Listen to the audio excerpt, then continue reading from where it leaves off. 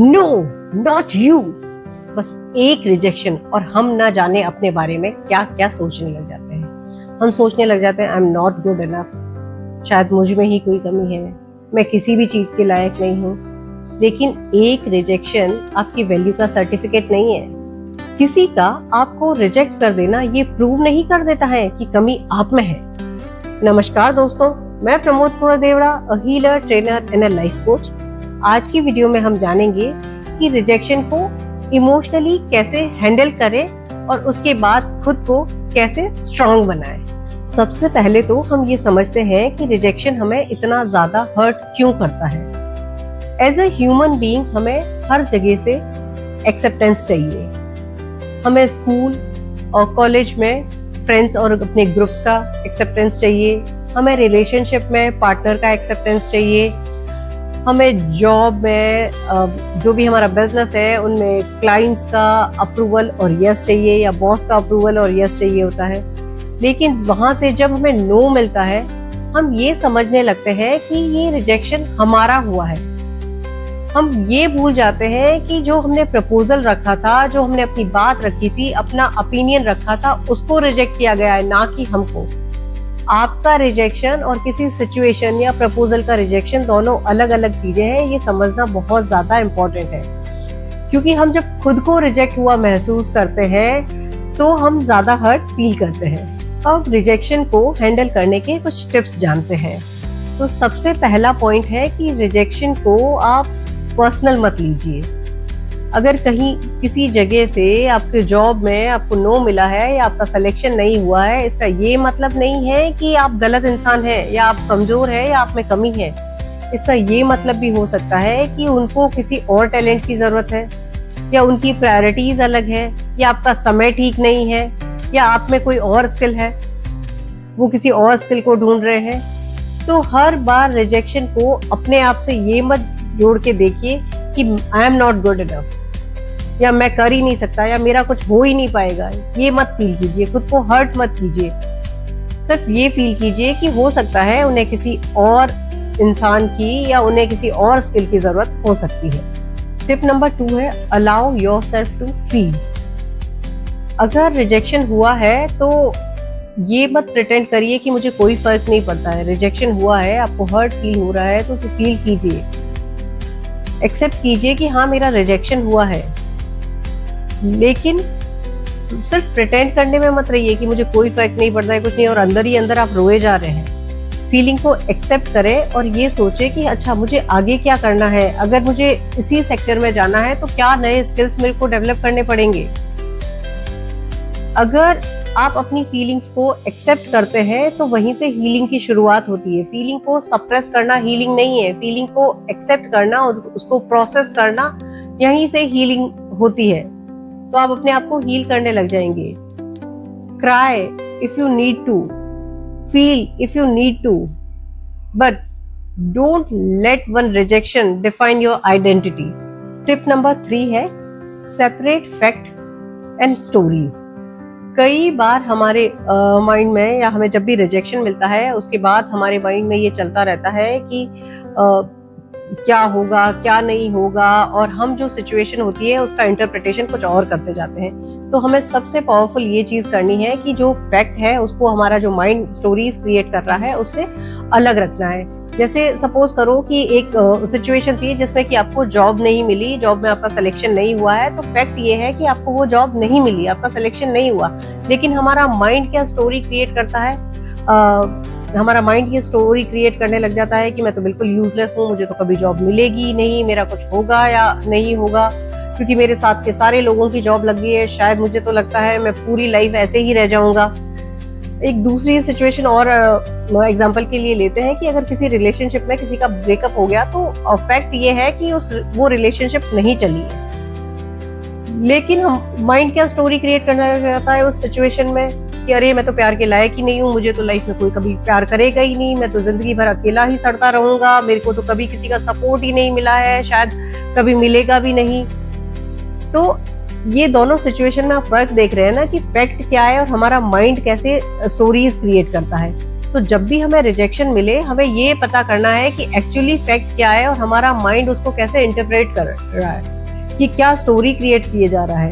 तो जब भी हमें कोई रिजेक्शन होता है, तो जो हमें हर्ट करता है, जो उस रिजेक्शन से जो हमें पेन फील होता है, उसमें से अगर हम बहुत ढंग से ऑब्जर्व करें तो हम ये जानेंगे कि बहुत बड़ा सा उस पेन का पार्ट है वो हमारे इमोशन से आ रहा है, क्योंकि वो हमने उस सिचुएशन से इंटरप्रिटेशन की है उसकी। हमारे माइंड ने वो स्टोरी क्रिएट की है कि अगर हम फैक्ट को अलग कर देंगे तो हमारा बहुत सारा इमोशनल पेन है वो थोड़ा कम हो जाएगा। फैक्ट को अलग रखेंगे तो जो जितना हुआ है वो अलग लिखिए और फिर लिखिए कि मैं अपने आप को इसके बारे में क्या कह रहा हूँ। तो जो भी रिजेक्शन है, अगर आप इन दोनों चीजों को अलग अलग रखेंगे तो फिर जो रिजेक्शन है वो आपकी आइडेंटिटी कभी नहीं बन पाएगा। रिजेक्शन को खुद से दूर रख के रखिए कि आपकी उस प्रपोजल का, आपके उस सिचुएशन का रिजेक्शन हुआ है। नहीं तो अगर आप अपने माइंड पे उस चीज को हावी कर देंगे, जो माइंड जो भी स्टोरीज क्रिएट करता है उसको पूरा का पूरा कंज्यूम करने लग जाएंगे, तो एक पहली चीज तो आपको पेन भी बहुत ज्यादा होगा, इमोशनल पेन बहुत होगा और धीरे धीरे आप बहुत कमजोर फील करने लगेंगे अपने आप को। नेक्स्ट स्टेप है ask the right question. Rejection के बाद कभी भी ये मत पूछिए कि व्हाई मी, इसकी बजाय ये पूछिए कि मैं अगर रिजेक्ट हुआ हूँ तो मैं इसकी जगह बेटर क्या कर सकता हूँ। अगर जॉब से रिजेक्ट हुए हैं या इंटरव्यू क्लियर नहीं कर पाए हैं तो अपने आप से पूछिए कि मुझे अपने आप में क्या स्किल डेवलप करने की जरूरत है। अगर कोई बिजनेस प्रपोजल रिजेक्ट हुआ है तो अपने आप से पूछिए कि क्या मुझे अपने प्रेजेंटेशन स्किल्स इम्प्रूव करने की जरूरत है या कम्युनिकेशन स्किल्स इम्प्रूव करने की जरूरत है। अगर रिलेशनशिप फेल हुआ है तो अपने आप से पूछिए कि क्या मुझे अपनी बाउंड्रीज को या एक्सपेक्टेशंस को समझने की जरूरत है। हर रिजेक्शन को एक फेलियर की तरह मत लीजिए या पनिशमेंट की तरह मत लीजिए। बहुत बार रिजेक्शन को एक फीडबैक की तरह लेना ज्यादा बेटर होता है। हर रिजेक्शन के बाद हमें कुछ ना कुछ एक्सपीरियंस जरूर हासिल होता है, तो उसको एक फीडबैक की तरह ले और आगे इम्प्रूव करते जाए। टिप नंबर 5 है डोंट चेज वैलिडेशन। एक और बड़ी गलती हम करते हैं कि अगर कहीं से हमें रिजेक्शन मिलता है और तो हम तुरंत दूसरी जगह पहुंच जाते हैं अप्रूवल या वैलिडेशन लेने के लिए।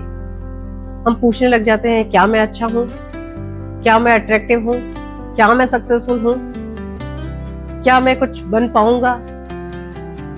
आपकी सेल्फ वर्थ जो है वो दूसरों के ओपिनियन पे डिपेंड नहीं करती। अगर आप हमेशा दूसरों के ओपिनियन पे डिपेंड करेंगे तो किसी के अप्रूवल के साथ, किसी के अप्रिशिएशन के साथ आप अपने आप को बहुत अच्छा महसूस करेंगे और दूसरे ही क्षण अगर कोई क्रिटिसाइज करेगा आपको तो आप बिल्कुल यूजलेस फील करेंगे। तो आपको अपनी सेल्फ वर्थ दूसरों के ओपिनियन पे डिपेंड नहीं करवानी है, क्योंकि अगर कुछ लोग अप्रिशिएट करेंगे तो कुछ लोग आपको क्रिटिसाइज भी करेंगे ही करेंगे। आपकी सेल्फ वर्थ डिपेंड करती है आपके अपने आप पर। तो अगर आप लोगों के अप्रिशिएशन के साथ या लोगों के क्रिटिसाइज के साथ ही अपनी इमोशनल वैल्यू को, अपने सेल्फ वर्थ को ऊपर या नीचे करते रहेंगे तो आप इमोशनली अनस्टेबल पर्सन बन जाएंगे। टिप नंबर 6 है स्टॉप रीप्लेइंग द मोमेंट। जब भी हमें रिजेक्शन मिलता है हमारा माइंड क्या करता है, बार बार जो सीन हुआ था उसको रीप्ले करता रहता है अपने माइंड में और हम ये सोचते रहते हैं काश मैंने ये नहीं किया होता, काश मैंने ये आंसर नहीं किया होता, काश सिचुएशन कुछ और हुई होती, काश मुझे पहले याद आ जाता, काश मैं आज यहाँ नहीं इस टाइम से पहले पहुंच जाता।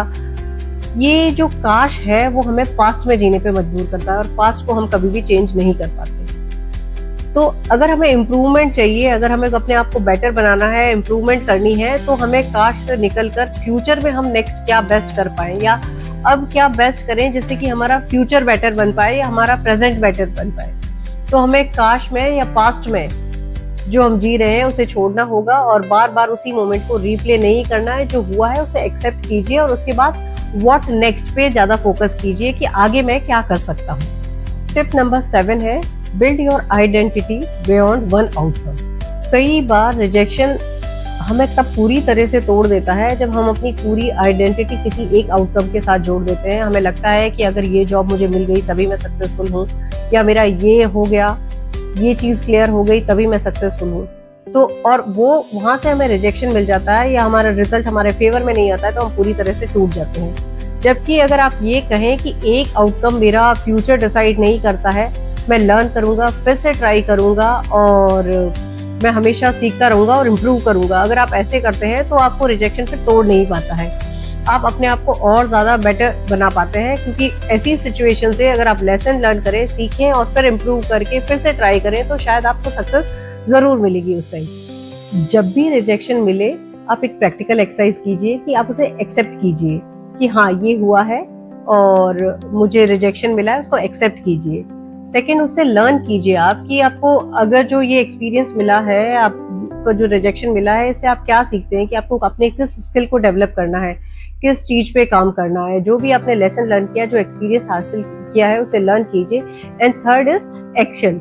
तो आप उसकी तरफ एक्शन लीजिए कि अच्छा उस स्किल को जो आपने लर्न किया है कि आपने इस चीज की कमी थी तो उसको इम्प्रूव करने में काम लगा लीजिए और आगे मूव कीजिए, उसके टुवर्ड्स एक्शन लीजिए। तो फिर आपको सक्सेस होने से कोई नहीं रोक सकता। रिजेक्टेड होना और फेलियर होना दोनों सेम बातें नहीं है। कभी कभी रिजेक्शन जो है वो रीडायरेक्शन भी होता है। एक क्लोज डोर आपको दूसरे डोर तक पहुंचने की आजादी देता है, आपको रीडायरेक्ट करता है कि आपका ये दरवाजा नहीं है, आपका कुछ और है। लेकिन ये तभी पॉसिबल है जब आप उस डोर के आगे बैठकर रोते ना रहे, उठकर दूसरा डोर खटखटाए, तो उसके खुलने के चांसेस ज्यादा रहते हैं। और आपको हर एक जगह पे भी फिट होने की जरूरत नहीं कि अच्छा ये मिल गया तो इसी में फिट हो जाए। नहीं, जो राइट प्लेस है आपके लिए, जो राइट पीपल है, राइट प्लेस है, वहीं पे आपको फिट होना है। तो नेक्स्ट टाइम जब भी रिजेक्शन मिले, डीप ब्रीथ कीजिए और खुद से कहिए, this rejection is an event, not my identity.